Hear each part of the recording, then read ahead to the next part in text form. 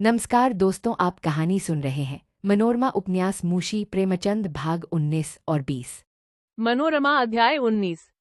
राजा विशाल सिंह ने इधर कई साल से राजकाज छोड़ रखा था। मुंशी वज्रधर और दीवान साहब की चद बनी थी। प्रजा के सुख दुख की चिंता अगर किसी को थी तो मनोरमा को थी। राजा साहब के सत्य और न्याय का उत्साह ठंडा पड़ गया था। मनोरमा को पाकर उन्हें किसी चीज की सुधि न थी, लेकिन इस बालक ने आकर राजा साहब के जीवन में एक नए उत्साह का संचार कर दिया। अब तक उनके जीवन का कोई लक्ष्य न था। मन में प्रश्न होता था कि किसके लिए करूं। अब जीवन का लक्ष्य मिल गया था, फिर वह राजकाज से क्यों विरक्त रहते। मुंशी जी अब तक तो दीवान साहब से मिलकर अपना स्वार्थ साधते रहते थे, पर अब वह हर किसी को गिनने लगे थे। ऐसा मालूम होता था कि अब वही राजा हैं। दीवान साहब अगर मनोरमा के पिता थे तो मुंशी जी राजकुमार के दादा थे। फिर दोनों में कौन दबता। कर्मचारियों पर कभी ऐसी फटकारें न पड़ी थी। मुंशी जी को देखते ही बेचारे थर थर कांपने लगते थे। अगर कोई अमला उनके हुक्म की तामील करने में देर करता तो जामे से बाहर हो जाते, बात पीछे करते, निकालने की धमकी पहले देते। सुनने वालों को ये बात जरूर बुरी मालूम होती थी। चक्रधर के कानों में कभी ये बात पड़ जाती तो यह जमीन में गड़ से जाते थे। वह आजकल मुंशी जी से बहुत कम बोलते थे। अपने घर भी केवल एक बार गए थे। वहां माता की बातें सुनकर उनकी फिर आने की इच्छा न होती थी। मित्रों से मिलना जुलना उन्होंने बहुत कम कर दिया था। वास्तव में यहाँ का जीवन उनके लिए असह्य हो गया था। वह फिर अपने शांति कुटीर को लौट जाना चाहते थे। यहाँ आए दिन कोई न कोई बड़ी बात हो ही जाती थी, जो दिन भर उनके चित्त को व्यग्र करने को काफी होती थी। कहीं कर्मचारियों में जूती पैजार होती थी, कहीं गरीब आसामियों पर डांट फटकार, कहीं रनिवास में रगड़ झगड़ होती थी, तो कहीं इलाकों में दंगा फसाद।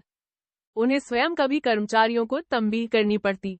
इस बार उन्हें विवश होकर नौकरों को मारना भी पड़ा था। सबसे कठिन समस्या यही थी कि उनके पुराने सिद्धांत भंग होते चले जाते थे। वह बहुत चेष्टा करते थे कि मुंह से कोई अशिष्ट शब्द न निकले, पर प्रायः नित्य ही ऐसे अवसर पड़ते थे कि उन्हें विवश होकर दंड नीति का आश्रय लेना ही पड़ता था। लेकिन अहिल्या इस जीवन का चरम सुख भोग रही थी। बहुत दिनों तक दुख भोगने के बाद उसे यह सुख मिला था और वह उनमें मग्न थी। अपने पुराने दिन उसे बहुत जल्दी भूल गए और उनकी याद दिलाने से उसे दुख होता था। उसका रहन साहब सब कुछ बहुत बदल गया था। वह अच्छी खासी अमीरजादी बन गई थी। अब चक्रधर अहिल्या से अपने मन की बातें कभी न कहते थे। यह संपदा उसका सर्वनाश किए डालती थी। क्या अहिल्या यह दुख विलास छोड़कर मेरे साथ चलने को राजी होगी? उन्हें शंका होती थी कि कहीं वह इस प्रस्ताव को हंसी में न उड़ा दे या मुझे रुकने पर मजबूर न करे। इसी प्रकार के प्रश्न चक्रधर के मन में उठते रहते थे और वह किसी भांति अपने कर्तव्य का निश्चय न कर पाते थे। केवल एक बात निश्चित थी, वह इन बंधनों में पड़कर अपना जीवन नष्ट न करना चाहते थे। संपत्ति पर अपने सिद्धांतों को भेंट न कर सकते थे। एक दिन चक्रधर मोटर पर हवा खाने निकले। गर्मी के दिन थे, जी बेचैन था। हवा लगी तो देहात की ओर जाने का की चाहा। बढ़ते ही गए, यहाँ तक कि अंधेरा हो गया। शोफर को साथ न लिया था। जो जो आगे बढ़ते थे, सड़कें खराब आती जाती थी। सहसा उन्हें रास्ते में एक बड़ा सांड दिखाई दिया। उन्होंने बहुत शोर मचाया, पर सांड न हटा। जब समीप आने पर भी सांड राह में ही खड़ा रहा तो उन्होंने कतराकर निकल जाना चाहा, पर सांड सिर झुकाए फो फो करता फिर सामने आ खड़ा हुआ। चक्रधर छड़ी हाथ में लेकर उतरे कि उसे भगा दे, पर वह भागने के बदले उनके पीछे दौड़ा। कुशल यह हुई कि सड़क के किनारे एक पेड़ मिल गया। जी छोड़कर भागे और छड़ी फेंक पेड़ की एक शाखा पकड़कर लटक गए। सांड 1 मिनट तक तो पेड़ से टक्कर लेता रहा, पर जब चक्रधर न मिले तो वह मोटर के पास चला आया और उसे सींगों से पीछे की ओर ठेलता हुआ दौड़ा। कुछ दूर के बाद मोटर सड़क से हटकर एक वृक्ष से टकरा गई। अब सांड पूंछ उठाकर कितना ही जोर मारता है, पीछे हट हटकर उसमें टक्करें मारता है, पर वह जगह से नहीं हिलती। तब उसने बगल में जाकर इतनी जोर से टक्कर लगाई कि मोटर उलट गई। फिर भी सांड ने उसका पिंड न छोड़ा। कभी उसके पहियों से टक्कर लेता, कभी पीछे की ओर जोर लगाता। मोटर के पहिए फट गए, कई पुर्जे टूट गए, पर सांड बराबर उस पर आघात किया जाता था। सांड ने जब देखा कि शत्रु की धज्जियां उड़ गई और अब वह शायद फिर न उठ सके, तो डकारता हुए एक तरफ को चला गया। तब चक्रधर नीचे को उतरे और मोटर के समीप जाकर देखा तो वह उल्टी पड़ी हुई थी। जब तक सीधी न हो जाए तब तक कैसे पता चले कि क्या क्या चीजें टूट गई और अब वह चलने योग्य है या नहीं। अकेले मोटर को सीधी करना एक आदमी का काम न था।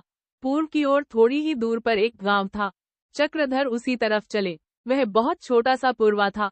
किसान लोग अभी थोड़ी ही देर पहले ऊख की सिंचाई करके आए थे। कोई बैलों को पानी सानी दे रहा था, कोई खाने जा रहा था, कोई गाय दुह रहा था। सहसा चक्रधर ने जाकर पूछा, यह कौन सा गांव है? एक आदमी ने जवाब दिया, भैंसोर। चक्रधर, किसका गांव है? किसान, महाराज का। कहीं से आते हो? चक्रधर, हम महाराज के यहाँ से ही आते हैं। वह बदमाश सांड किसका है जो इस वक्त सड़क पर घूमा करता है? किसान, ये तो नहीं जानते जनाब, पर उसके मारे नाको दम है।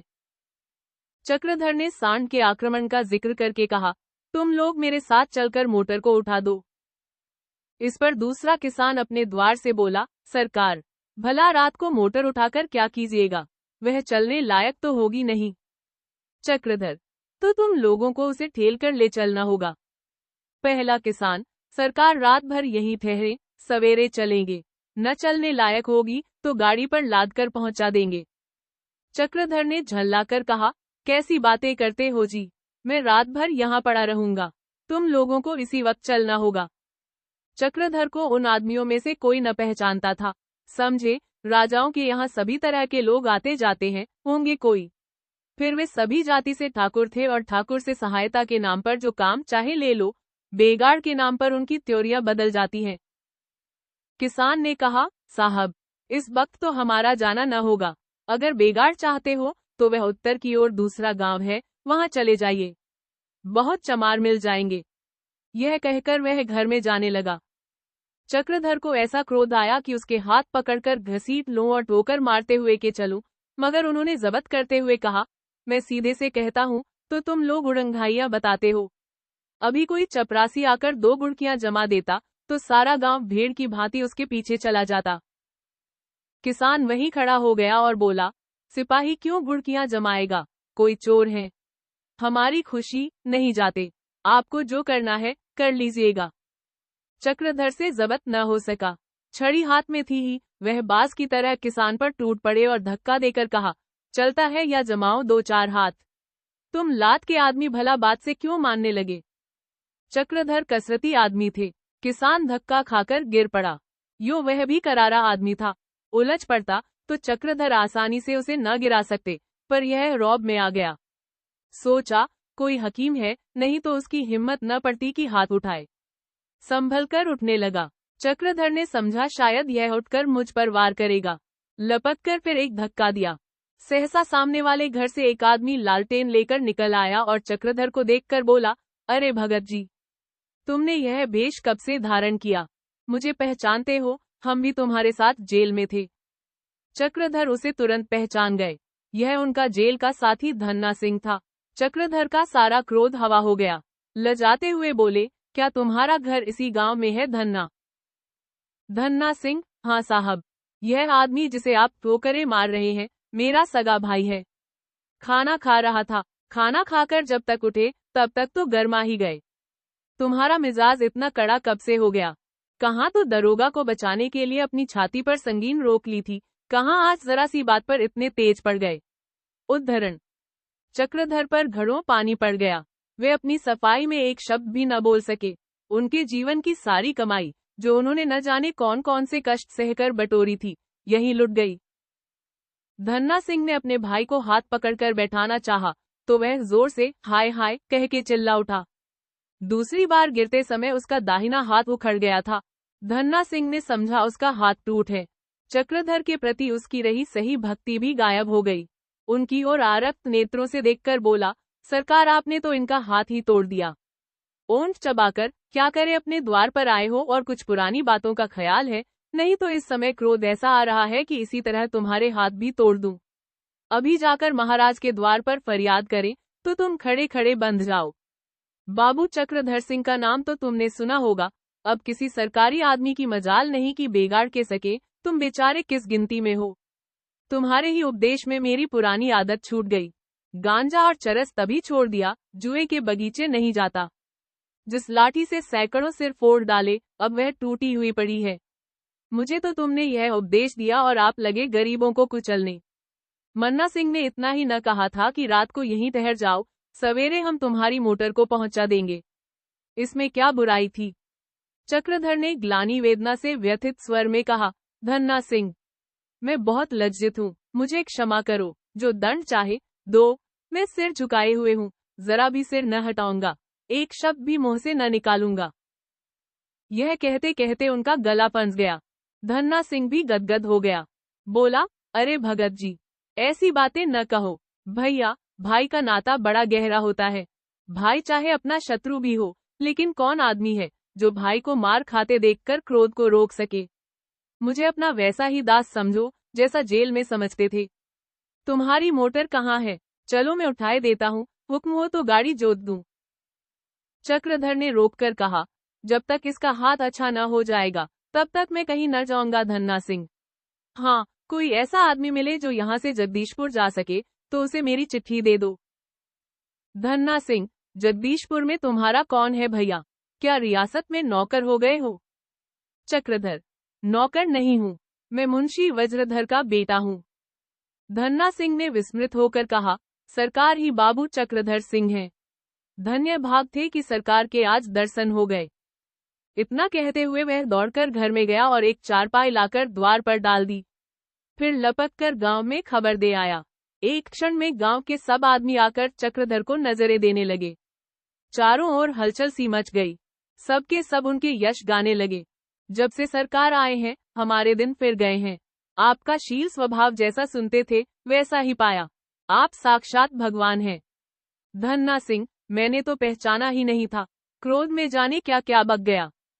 दूसरा ठाकुर बोला, सरकार अपने को खोल देते तो हम मोटर को कंधे पर लाद कर ले चलते। चक्रधर को इन ठकुर सुहाती बातों में जरा भी आनंद न आता था। उन्हें उन पर दया आ रही थी। वही प्राणी जिन्हें उन्होंने अपने कोप का लक्ष्य बनाया था, उनके शौर्य और शक्ति की प्रशंसा कर रहा था। अपमान को निगल जाना चरित्र पतन की अंतिम सीमा है, और यही खुशामद सुनकर हम लट्टू हो जाते हैं। जिस वस्तु से घृणा होनी चाहिए, हम उस पर फूल नहीं समाते। चक्रधर को अब आश्चर्य हो रहा था कि मुझे इतना क्रोध आया कैसे। आज उन्हें अनुभव हुआ कि रियासत की भूख कितनी गुप्त और अलक्षित रूप से उनमें समाती जा रही है, कितने गुप्त और अलक्षित रूप से उनकी मनुष्यता, चरित्र और सिद्धांत का ह्रास हो रहा है। चक्रधर को रात भर नींद न आई। उन्हें बार बार पश्चाताप होता था कि मैं क्रोध के आवेग में क्यों आ गया। जीवन में यह पहला ही अवसर था जब उन्होंने एक निर्बल प्राणी पर हाथ उठाया था। जिसका समस्त जीवन दीन जनों की सहायता में गुजरा हो, उसकी यह काया पलट नैतिक पतन से कम नहीं थी। चक्रधर तो इस विचार में पड़े हुए थे। अहिल्या अपने सजे हुए शयनगार में मखमली गेंदों पर लेटी अंगड़ाइयां ले रही थी। जब चक्रधर ने कमरे में कदम रखा तो अहिल्या त्योरियां चढ़ाकर बोली, अब तो रात रात भर आपके दर्शन नहीं होते।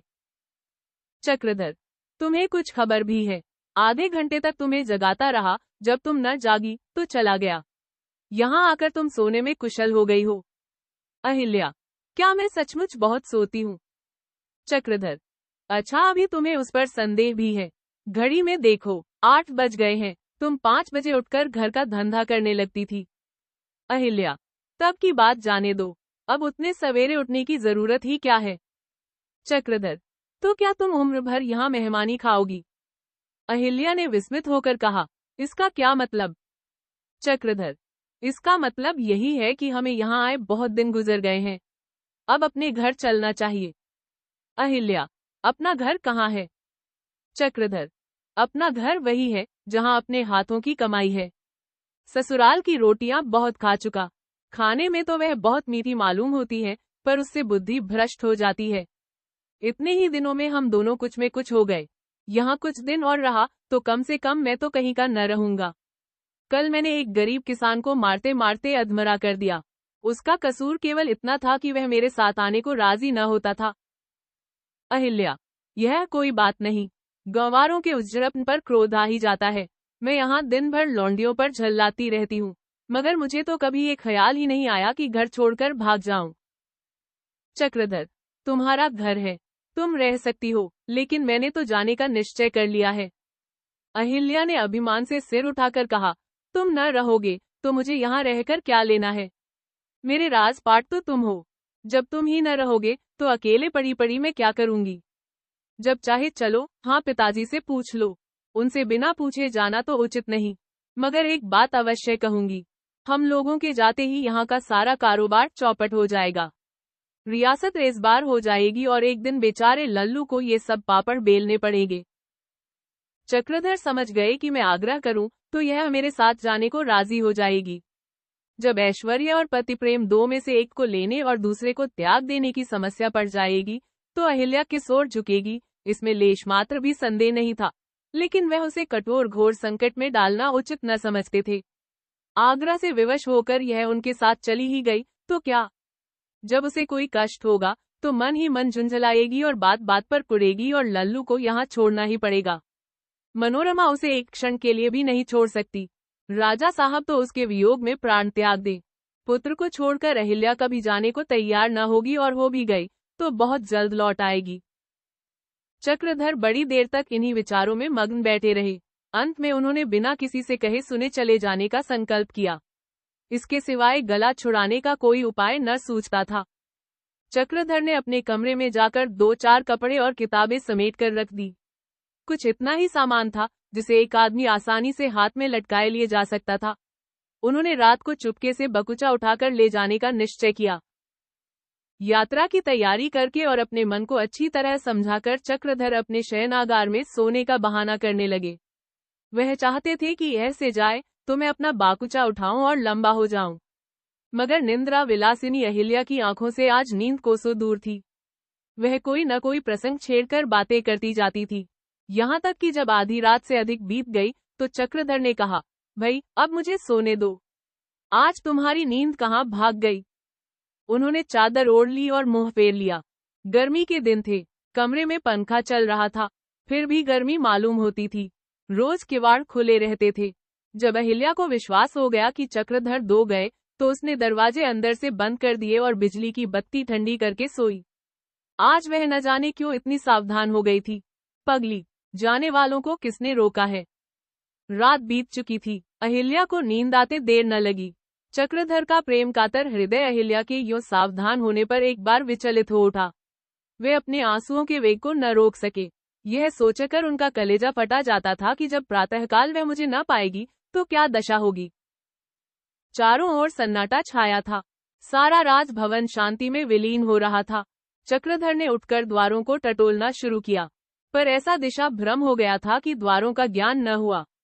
आखिर उन्होंने दीवारों को टटोल टटोल कर बिजली का बटन खोज निकाला और बत्ती जला दी।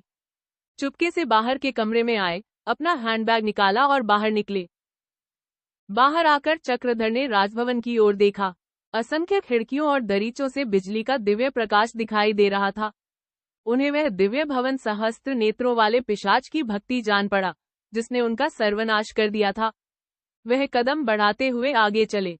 वह दिन निकलते के पहले इतनी दूर निकल जाना चाहते थे कि फिर कोई उन्हें पा ना सके। दिन निकलने में अब बहुत देर न थी। तारों की ज्योति मंद हो चली।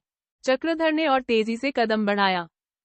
सहसा उन्हें सड़क के किनारे एक कुएं के पास का कई आदमी बैठे दिखाई दिए। उनके बीच में एक लाश हुई थी।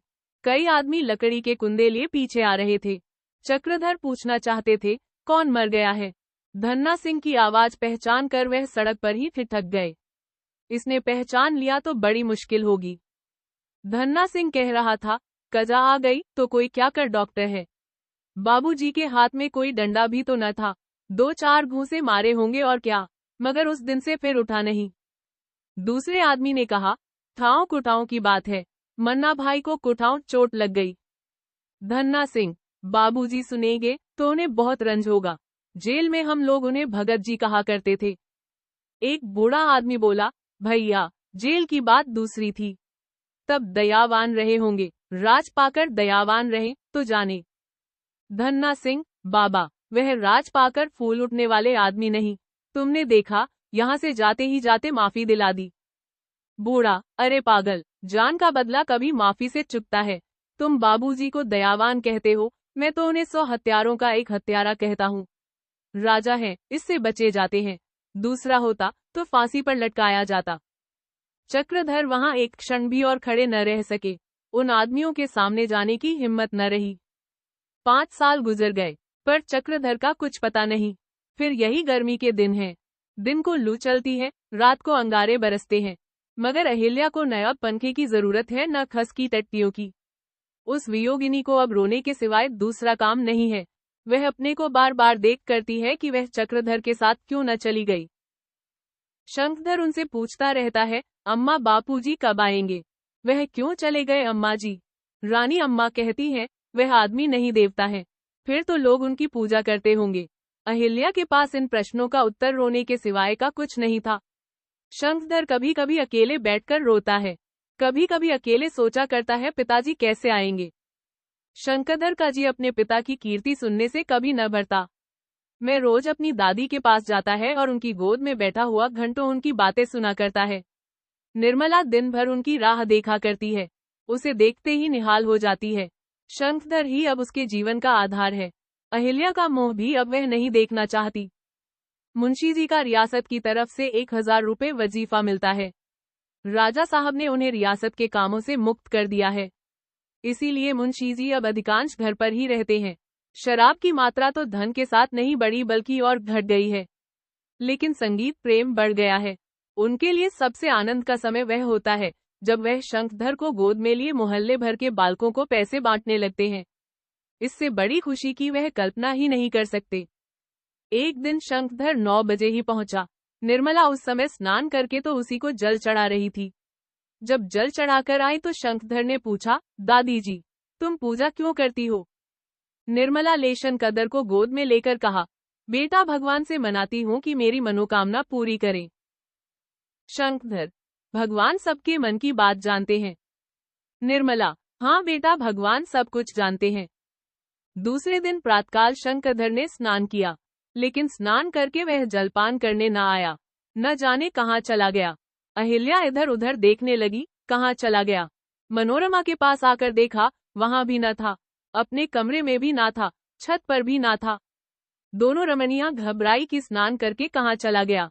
लौंडिया से भी पूछा तो उन सबों ने कहा, हमने तो उन्हें नहाकर आते देखा, फिर कहाँ चले गए यह हमें मालूम नहीं। चारों ओर होने लगी, दोनों बगीचे की ओर दौड़ी गई, वह न दिखाई दिया। ऐसा बगीचे के पल्ले सिरे पर, जहाँ दिन में भी सन्नाटा रहता है, उसकी झलक दिखाई दी। दोनों चुपके चुपके वहां गई और एक पेड़ की आड़ में खड़ी होकर देखने लगी। शंकर तुलसी के चबूतरे के सामने आसन मारे आंखें बंद किए ध्यान सा लगाए बैठा था। उसके सामने कुछ फूल पड़े हुए थे।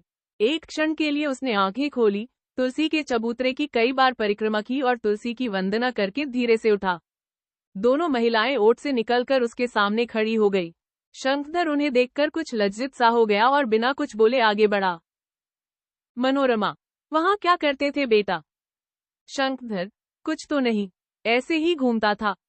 मनोरमा, नहीं, कुछ तो कर रहे थे। शंखधर, जाइए, आपसे क्या मतलब? अहिल्या, तुम्हें ना बताएंगे, मैं इसकी अम्मा हूँ, मुझे बता देगा। मेरा लाल मेरी कोई बात नहीं टालता। हाँ बेटे, बताओ क्या कर रहे थे, मेरे कान में कह दो, मैं किसी से न कहूंगी। शंखधर ने आंखों में आंसू भरकर कहा, कुछ नहीं, मैं बाबूजी के जल्दी से लौट आने की प्रार्थना कर रहा था। भगवान पूजा करने से सबकी मनोकामना पूरी करते हैं। सरल बालक की है पितृभक्ति और श्रद्धा देखकर दोनों महिलाएं रोने लगी। इस बेचारे को कितना दुख है। शंखधर ने फिर पूछा, क्यों माँ, तुम बाबूजी के पास कोई चिट्ठी क्यों नहीं लिखती? अहिल्या ने कहा, कहाँ लिखो बेटा, उनका पता भी तो नहीं जानती। मनोरमा अध्याय 20। इधर कुछ दिनों से लौनी तीरथ करने चली गई। गुरुसेवक सिंह की वजह से उसके मन में यह धर्मोत्साह हुआ था। जब से वह गई थी, दीवान साहब दीवाने हो गए थे। यहाँ तक कि गुरुसेवक सिंह को भी कभी कभी यह मानना पड़ता था कि लौनी का घर में होना पिताजी की रक्षा के लिए जरूरी है। घर में अब कोई नौकर एक सप्ताह से ज्यादा न टिकता था। कितने ही पहली फटकार में छोड़कर भागते थे।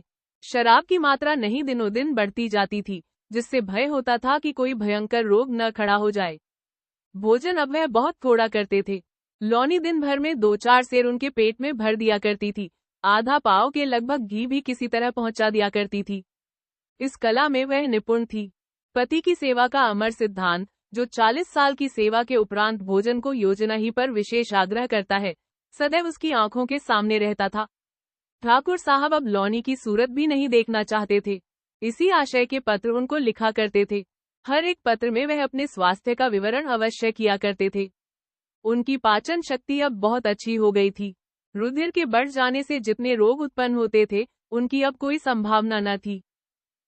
दीवान साहब की पाचन शक्ति अब अच्छी हो गई थी, पर विचार शक्ति तो जरूर क्षीण हो गई थी। निश्चय करने की अब उनमें कोई सामर्थ्य न थी।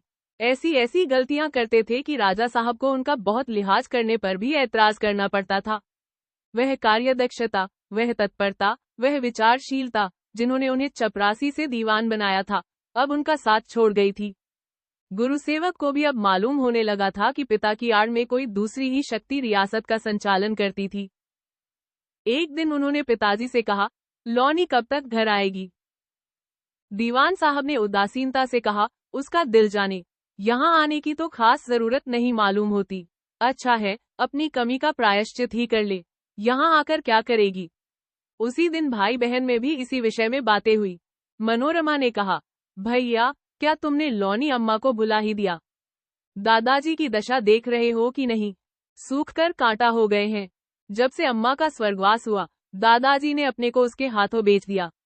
लौनी ने न संभाला होता तो अम्मा जी के शोक में दादाजी प्राण दे देते। मैंने किसी विवाहिता स्त्री में इतनी पति भक्ति नहीं देखी। दादाजी को बचाना चाहते हो तो लौनी अम्मा को ले आओ। गुरुसेवक, मेरा जाना तो बहुत मुश्किल है नोरा। मनोरमा, क्यों? क्या इसमें आपका अपमान होगा? गुरुसेवक, वह समझेगी, आखिर इन्हीं की तो गरज पड़ी, आकर और सिर चढ़ जाएगी। उसका मिजाज और भी आसमान पर जा पहुंचेगा। मनोरमा, अच्छी बात है, तुम न जाओ, मगर मेरे जाने में तुम्हें कोई आपत्ति नहीं है। गुरुसेवक, तुम जाओगी। मनोरमा, क्यों, मैं क्या हूँ? क्या मैं भूल गई हूँ कि लौनी अम्मा ही ने मुझे गोद में लेकर पाला है? जब मैं बीमार पड़ी थी तो रात की रात मेरे सिरहाने बैठी रहती थी। क्या मैं इन बातों को भूल सकती हूँ? माता के ऋण से उऋण होना चाहे संभव हो, उसके ऋण से मैं कभी उऋण नहीं हो सकती, चाहे ऐसे ऐसे 10 जन्म लूं। गुरु सेवक लज्जित हुए। घर आकर उन्होंने देखा कि दीवान साहब लिहाफ ओढ़े पड़े हुए हैं। पूछा, आपका जी कैसा है? दीवान साहब की लाल आंखें बड़ी हुई थी। बोले, कुछ नहीं, जरा सर्दी लग रही है। गुरु सेवक, आपकी इच्छा हो तो मैं जरा लौनी को बुला ले आऊं। हर सेवक, तुम उसे बुलाने क्या जाओगे? कोई जरूरत नहीं, उसका जी चाहे चाहे आए ना आए। हाँ, उसे बुलाने जाओगे, ऐसी कहाँ की अमीरजादी है। दूसरे दिन दीवान साहब को ज्वर हो आया। गुरुसेवक ने तापमान लगाकर देखा, जो ज्वर 104 डिग्री का था। घबराकर डॉक्टर को बुलाया। मनोरमा यह खबर पाते ही दौड़ी आई। उसने आते ही आते गुरु सेवक से कहा, मैंने आपसे कल ही कहा था, जाकर लौनी अम्मा को बुला लाइए, लेकिन आप न गए। अब तक तो आप हरिद्वार से लौटते होते। अब भी मौका है, मैं इनकी देखभाल करती रहूंगी, तुम इसी गाड़ी से चले जाओ और उनके साथ लाओ। वह इनकी बीमारी की खबर सुनकर एक क्षण भी न रुकेगी। वह केवल तुम्हारे भय से नहीं आ रही है। दीवान साहब मनोरमा को देखकर बोले, आओ नोरा, मुझे तो आज ज्वर आ गया। गुरु सेवक कह रहा था कि तुम लौनी को बुलाने जा रही हो। बेटी, इसमें तुम्हारा अपमान है। भला दुनिया क्या कहेगी? सोचो, कितनी बदनामी की बात है। मनोरमा, दुनिया जो चाहे काहे, मैंने भैया जी को भेज दिया है। हर सेवक, यह तुमने क्या किया? लौनी कभी न आएगी। मनोरमा, आएंगी क्यों नहीं? न आएंगी तो मैं खुद जाकर उन्हें मना लाऊंगी। हर सेवक, तुम उसे मनाने जाओगे? रानी मनोरमा एक कहारिन को मनाने जाएगी। मनोरमा कहारिन लौनी का दूध पीकर बड़ी न होती तो आज रानी मनोरमा कैसे होती? हसीबा का मुरझाया चेहरा खिल उठा, बुझी हुई आंखें जगमगा उठी। प्रसन्नमुख होकर बोले, नोरा, तुम सचमुच दया की देवी हो। देखो, लौनी आए और मैं न रहूं तो उसकी खबर लेती रहना। उसने बड़ी सेवा की है, मैं कभी उसके एहसानों का बदला नहीं चुका सकता। गुरु सेवक उसे सताएगा, उसे घर से निकालेगा, लेकिन तुम उस दुखिया की रक्षा करना। मैं चाहता तो अपनी सारी संपत्ति उसके नाम लिख सकता हूँ, लेकिन लौनी कुछ न लेगी। वह दुष्ट मेरी जायदाद का एक पैसा भी न छुएगी। वह अपने गहने पाते भी काम पड़ने पर इस घर के लिए लगा देगी। कोई उससे आदर के साथ बोले और उसे लूट ले, बस वह सम्मान चाहती है। वह घर की स्वामिनी बनकर भूखों मर जाएगी, लेकिन दासी के बनकर सोने का एक कौर भी न छुएगी। नोरा, जिस दिन से वह गई है, मैं कुछ और ही हो गया हूँ। जान पड़ता है मेरी आत्मा ही कहीं चली गई है। तुम्हें अपने बचपन की याद आती है नोरा? मनोरमा: बहुत पहले की बातें तो नहीं याद है, लेकिन लॉनी अम्मा का मुझे गोद में खिलाना जरूर याद है। अपनी बीमारी भी याद आती है, जब लॉनी अम्मा मुझे पंखा झल करती थी। हर सेवक ने अवरुद्ध कंठ से कहा। उससे पहले की बात है नोरा, उस समय हर सेवक 3 बरस का था और तुम्हें तुम्हारी माता साल भर का छोड़कर चल बसी थी। मैं पागल हो गया था। यही जी में आता था कि आत्महत्या कर लूं। उस दशा में इस लॉनी ने ही मेरी रक्षा की। उसकी सेवा ने मुझे मुग्ध कर दिया। उसे तुम लोगों पर प्राण धरता देखकर मुझे उस पर प्रेम हो गया। तुम्हारी माता भी तुम लोगों का पालन इतना तन्मय होकर न कर सकती थी। गुरु सेवक को न जाने कौन सा रोग हो गया था। खून के दस्त आते थे और तिल तिल कर। इसके बचने की कोई आशा न थी। गलकर कांटा हो गया था। यह लॉनी ही थी जिसने उसे मौत के मुंह से निकाल लिया। और आज गुरु सेवक उसे घर से निकाल रहा है। समझता है कि लॉनी मेरे धन के लोभ से मुझे घेरे हुए है। मूर्ख नहीं सोचता कि लॉनी जिस समय उसका पजर गोद में लेकर रोया करती थी, उस समय धन कहाँ था। सच पूछो तो यहाँ लक्ष्मी भी लॉनी के समय ही आई। क्यों नोरा, मेरे साथ कौन खड़ा है? कोई बाहरी आदमी है? कह दो यहाँ से जाए। मनोरमा: यहाँ तो मेरे सिवा कोई नहीं है। आपको कोई कष्ट हो रहा है? डॉक्टर को बुलाऊं? हर सेवक: मेरी दवा लॉनी के पास है। उस सती का कैसा प्रताप था। जब तक पढ़ाई मेरे सिर में दर्द ना हुआ। मेरी मूर्खता देखो कि जब उसने तीर्थ यात्रा की बात कही, तब मेरे मुंह से एक बार भी न निकला कि तुम मुझे किस पर छोड़कर जाती हो। अगर मैं यह कह सकता तो वह मुझे छोड़कर कभी न जाती। यह कहकर दीवान साहब फिर चौंक पड़े और द्वार की ओर आशंकित नेत्रों से देखकर बोले, ये कौन अंदर आया नोरा? ये कौन लोग मुझे घेरे हुए हैं? मुझे कुछ नहीं हुआ, लेटा हुआ बातें कर रहा हूँ। मनोरमा ने धड़कते हुए हृदय से उमड़ने वाले आंसुओं को दबाकर पूछा, क्या आपका जी घबरा रहा है? हर सेवक: वह कुछ नहीं था नोरा। मैंने अपने जीवन में अच्छे काम कम किए, बुरे काम ज्यादा किए। अच्छे काम जितने किए वे लॉनी ने किए हैं। बुरे काम जितने भी किए वे मेरे हैं। उन दंड का भागी मैं हूँ। लॉनी के कहने पर चलता तो आज मेरी आत्मा शांत होती। मनोरमा आंसुओं के वेग को रोके हुए थी। उसे उस चिर परिचित स्थान पर आज एक विचित्र शंका जा आभास हो रहा था। ऐसा जान पड़ता था कि सूर्य प्रकाश कुछ क्षीण हो गया, मानो संध्या हो गई। दीवान साहब के मुख की ओर ताकने की हिम्मत न पड़ती थी। दीवान साहब छत की ओर टकटकी लगाए हुए थे, मानो उनकी दृष्टि अंत के उस पार पहुंच जाना चाहती हो। सहसा उन्होंने क्षीण स्वर में पुकारा, नोरा। मनोरमा ने उनकी ओर करुण नेत्रों से देखकर कहा, खड़ी हूँ दादाजी। दीवान, जरा कलम दवात लेकर मेरे समीप आ जाओ। कोई और तो यहाँ नहीं है, मेरा दान पत्र लिख दो। गुरु सेवक की लॉनी से न पटेगी। मेरे पीछे उसे बहुत कष्ट होगा। मैं अपनी सब जायदाद लॉनी को देता हूँ। जायदाद के लोभ में गुरु सेवक उससे दबेगा। तुम यह लिखो और तुम ही इसकी साक्षी देना। यह वसीयत तुम अपने ही पास रखना। मनोरमा अंदर जाकर रोने लगी। आंसुओं का वेग अब उसके रोके न रुका। थोड़ी देर में राजा साहब आ पहुंचे। अहिल्या भी उनके साथ थी। मुंशी वज्रधर को भी उड़ती हुई खबर मिली। दौड़े आए। रियासत के सैकड़ों कर्मचारी जमा हो गए। डॉक्टर भी आ पहुंचा, किंतु दीवान साहब ने आंख न खोली। अचेत पड़े हुए थे, किंतु आंसुओं की धार बह बहकर गालों पर आ रही थी। एकाएक द्वार पर एक बगी आकर रुकी और उसमें से एक स्त्री उतरकर घर में दाखिल हुई। शोर मच गया। आ गई, यह लॉनी थी। लॉनी आज ही हरिद्वार से चली थी। गुरु सेवक से उसकी भेंट न हुई थी। इतने आदमियों को जमा देखकर उसका हृदय दहल उठा। उसके कमरे में आते ही और लोग हट गए। केवल मनोरमा, उसकी भाभी और अहिल्या रह गए। लॉनी ने दीवान साहब के सिर पर हाथ रखकर भर्राई हुई आवाज में कहा, प्राणनाथ, क्या मुझे छोड़कर चले जाओगे? दीवान साहब की आंखें खुल गई। उन आंखों में कितनी अपार वेदना थी, किंतु कितना प्रेम। उन्होंने दोनों हाथ फैलाकर कहा, लॉनी और पहले क्यों न आए? लॉनी ने दोनों फैले हुए हाथ के बीच अपना सिर रख दिया और अंतिम प्रेमालिंगन के आनंद में विवल हो गई। आज उसे मालूम हुआ कि जिसके चरणों में मैंने अपने को समर्पित किया था, वह अंत तक मेरा रहा। यह शोकमय कल्पना भी कितनी मधुर और शांतिदायिनी थी। वह इसी विस्मृति की दशा में थी कि मनोरमा का रोना सुनकर चौंक पड़ी। दीवान साहब के मुख की ओर देखा, तब उसने स्वामी के चरणों पर सिर रख दिया और फूट फूट कर रोने लगी। एक क्षण में सारे घर में कोहराम मच गया। ठाकुर हरसेवक सिंह का क्रियाकर्म हो जाने के बाद एक दिन लौनी ने अपना कपड़ा लत्ता बांधना शुरू किया। उसके पास रुपए पैसे जो कुछ भी थे सब गुरुसेवक को सौंप कर बोली, भैया मैं अब किसी गांव में जाकर रहूंगी। उस घर में अब रहा नहीं जाता। वास्तव में लौनी से अब इस घर में रहा नहीं जाता था। घर की एक एक चीज उसे काटने को दौड़ती थी। 25 वर्ष तक इस घर की स्वामिनी बनी रहने के बाद वह किसी की आश्रिता न बन सकती थी। वैद्य के शोक के साथ यह भाव कि मैं किसी दूसरे की रोटियों पर पड़ी हूँ, उसके लिए असह्य था।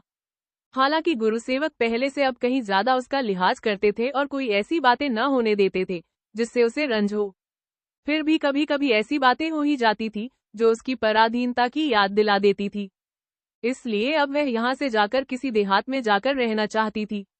आखिर जब ठाकुर साहब ने उसके नाम कुछ नहीं लिखा, उसे दूध में मक्खी की भांति निकाल फेंका, तो वह यहाँ क्यों पड़ी, दूसरों का मोह क्यों जोए। उसे अब टूटे फूटे जो पड़े और एक टुकड़ा रोटी के सिवाय कुछ नहीं चाहिए। गुरुसेवक ने कहा, आखिर सुने तो, कहाँ जाने का विचार कर रही हो। लौनी, जहाँ भगवान के जाए वहाँ चली जाऊंगी। कोई नहर या दूसरी ससुराल है जो उसका नाम बता दूं। गुरुसेवक, सोचती हो तुम चली जाओगी तो मेरी कितनी बदनामी होगी। दुनिया यही कहेगी कि इससे एक बेवा का पालन न हो सका। मेरे लिए कहीं मुंह दिखाने की भी जगह न रहेगी। तुम्हें उस घर में जो शिकायत हो मुझसे कहो, जिस बात की जरूरत हो मुझे बतला दो। अगर मेरी तरफ से उसमें जरा भी कोर कसर देखो तो तुम्हें अख्तियार है, जो चाहे करना। यूं मैं कभी जाने न दूंगा। लौनी, क्या बांध कर रखोगे। गुरुसेवक, हाँ बांध कर रखेंगे। अगर उम्र भर में लौनी को गुरुसेवक की कोई बात पसंद आई तो वह यही दुराग्रह पूर्ण वाक्य था। लौनी का हृदय पुलकित हो गया। इस वाक्य में उसे आत्मीयता जान पड़ी। उसने तेज आवाज में कहा, बांध कर क्यों रखोगे, क्या तुम्हारी बेसाही हूँ। गुरुसेवक, हाँ बेसाही हो। मैंने नहीं बेसाहा, मगर मेरे बाप ने तो बेसाहा है। बेसाही ना होती तो 30 साल यहाँ रहती कैसे। मैं तुम्हारे पैर तोड़कर रख दूंगा। क्या तुम अपने मन की हो कि जो चाहोगी करोगी और जहाँ चाहोगी जाओगी और कोई कुछ न बोलेगा। तुम्हारे नाम के साथ मेरी और मेरे पूज्य पिताजी की इज्जत बंधी हुई है। लौनी के जी में आया कि गुरुसेवक के चरणों पर सिर रखकर रोऊं और छाती से लगाकर कहूं, बेटा मैंने तो तुझे गोद में खिलाया है, तुझे छोड़कर भला मैं कहाँ जा सकती हूँ। लेकिन उसने क्रुद्ध भाव से कहा, ये तो अच्छी दिल लगी है, यह मुझे बांध कर रखेंगे। गुरुसेवक तो झल्लाए हुए भाव से बाहर चले गए और लौनी अपने कमरे में जाकर खूब रोई। गुरुसेवक किसी महरी से क्या कह सकते थे कि हम तुम्हें बांध कर रखेंगे। कभी नहीं, लेकिन अपनी स्त्री से वह यह बात कह सकते हैं, क्योंकि उसके साथ उसकी इज्जत बंधी हुई है। थोड़ी देर बाद भाव उठकर एक महरी से बोला, सुनती है रे, मेरे सिर में दर्द हो रहा है, जरा कर दबा दे। सहसा मनोरमा ने कमरे में प्रवेश किया और लौनी को सिर में तेल डलवाते देखकर बोली, कैसा जी है अम्मा, सिर में दर्द है क्या। लौनी, नहीं बेटा, जी तो अच्छा है, आओ बैठो। मनोरमा ने महरी से कहा, तुम जाओ, मैं दबाए देती हूँ। महरी चली गई। मनोरमा सिर दबाने बैठी तो लौनी ने उसका हाथ पकड़ लिया और बोली, नहीं बेटा, तुम रहने दो, दर्द नहीं था, यूं ही बुला लिया था, कोई देखे तो कहे बुढ़िया पगला गई है, रानी से सिर दबवाती है। मनोरमा ने सिर दबाते हुए कहा, रानी जहाँ हूँ वहाँ हूँ, यहाँ तो तुम्हारी गोद में खिलाई हुई नोरा हूँ। आज तो भैया जी यहाँ से जाकर तुम्हारे ऊपर खूब बिगड़ते रहे। मैं उसकी टांग तोड़ दूंगा, गर्दन काट दूंगा। कितना पूछा, कुछ बताओ तो, बात क्या है। पर गुस्से में कुछ सुने ही न। भाई हैं तो क्या, उनका यह अन्याय मुझसे नहीं देखा जाता। दादाजी उनकी नियत को पहले ही ताड़ गए थे। मैंने तुमसे अब तक नहीं कहा था अम्मा जी, मगर आज उनकी बातें सुनकर कहती हूँ, दादाजी ने अपनी सारी जायदाद तुम्हारे नाम लिख दी है। लौनी पर इस सूचना का जरा भी असर न हुआ। किसी प्रकार का उल्लास, प्रफुल्लता या गर्व उसके चेहरे पर न दिखाई दिया। वह उदासीन भाव से चारपाई पर पड़ी रही। मनोरमा ने फिर कहा, मेरे पास उनकी लिखवाई हुई वसीयत रखी हुई है और मुझी को उन्होंने उसका साक्षी बनाया है। जब यह महाशय वसीयत देखेंगे तो आंखें खुलेंगी। लौनी ने गंभीर स्वर में कहा, नोरा तुम यह वसीयतनामा उन्हीं को जाकर दे दो। तुम्हारे दादाजी ने व्यर्थ ही वसीयत लिखवाई। मैं उनकी जायदाद की भूखी नहीं थी, उनके प्रेम की भूखी थी। और ईश्वर की साक्षी देकर कहती हूँ बेटी कि इस विषय में मेरे जैसा भाग्य बहुत कम स्त्रियों का होगा। मैं उनका प्रेमधन पाकर ही संतुष्ट हूँ। इसके सिवाय मुझे और किसी धन की इच्छा नहीं है। गुरु सेवक को मैंने गोद में खिलाया है, उसे पाला पोसा है। वह मेरे स्वामी का बेटा है। उसका हक मैं किस तरह छीन सकती हूँ? उसके सामने की थाली किस तरह खींच सकती हूँ? वह फाड़कर फेंक दी। वह कागज लिखकर उन्होंने अपने साथ और गुरुसेवक के साथ अन्याय किया है। गुरुसेवक अपने बाप का बेटा है तो मुझे आदर से रखेगा। वह मुझे माने न माने, मैं उसे अपना ही समझती हूँ। तुम बैठी मेरा सिर दबा रही हो, क्या धन में इतना सुख मिल सकता है? गुरुसेवक के मुंह से अम्मा सुनकर मुझे वह खुशी होगी जो संसार की रानी बनकर भी नहीं हो सकती। तुम उनसे इतना ही कह देना। यह कहते कहते लौनी की आंखें सजल हो गई। मनोरमा उसकी ओर प्रेम, श्रद्धा, गर्व और आश्चर्य से ताक रही थी, मानो वह कोई देवी हो। मनोरमा उपन्यास भाग 19 और 20 समाप्त हुई। अंतिम और 21 भाग आगे कहानी समाप्त हुई। आपको यह कहानी कैसी लगी कमेंट बॉक्स में लिखकर जरूर बताएं। धन्यवाद।